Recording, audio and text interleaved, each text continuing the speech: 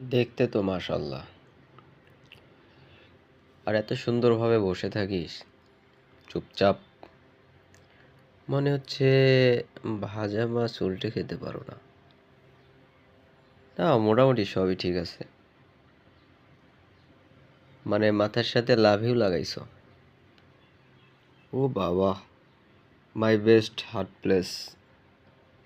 মানে কোনো জায়গা ভালোবাসার কমতি নেই,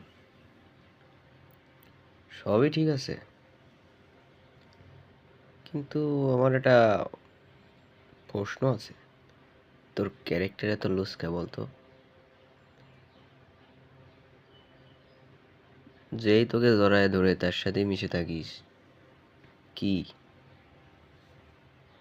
সমস্যা কি বল? কি সমস্যা বল? তুই আমার হয়ে থাকতে পারিস না? আজ থেকে